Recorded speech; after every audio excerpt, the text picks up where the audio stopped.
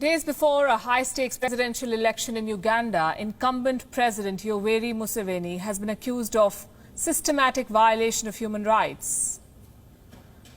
His chief opponent is singer-turned-politician Bobi Wine, who has filed a report talking about the graphic details of some of these incidents. The International Criminal Court has been asked to investigate these alleged violations.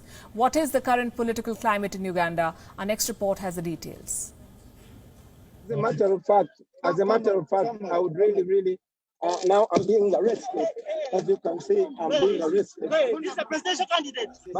This is Bobi Wine, Uganda's opposition leader, violently dragged out of his vehicle by the police. He wore a helmet and a bulletproof vest, saying he expected to be attacked at any time. He has asked the International Criminal Court to investigate incumbent President Yoweri Museveni. What for? Trying to crush the opposition, with every trick in the book. Tear gas, midnight arrests, threats and intimidation. Ugandans say they're accustomed to heavy-handedness. But even by their standards, the crackdown ahead of the election has been described as extreme. Journalists face attacks, lawyers face jail terms, election officials face persecution. The president's desperate attempts to stay in power have shocked Uganda's allies, even the United States of America. The latest 41-page document highlights chilling incidents of human rights abuses. In November 2020, at least 54 people were killed in Kampala as security forces put down a riot provoked by the arrest of Bobi Wine. His campaign was accused of violating COVID regulations.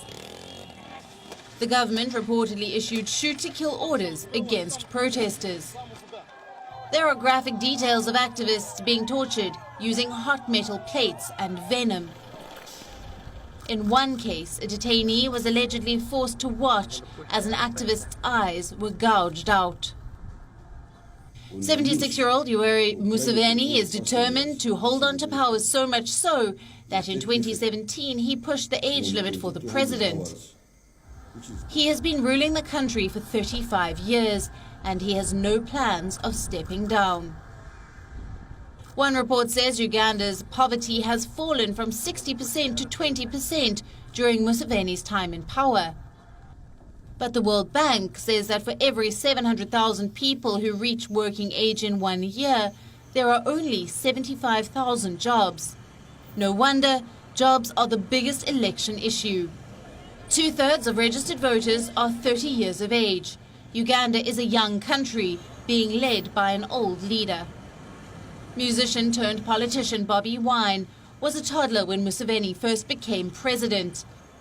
He used to sing love songs, but his music and perspective changed the day he faced police brutality. He paints Museveni as a dictator who does not understand the aspirations of young Ugandans. Despite facing multiple arrests and torture, Bobi Wine is determined to unseat Museveni.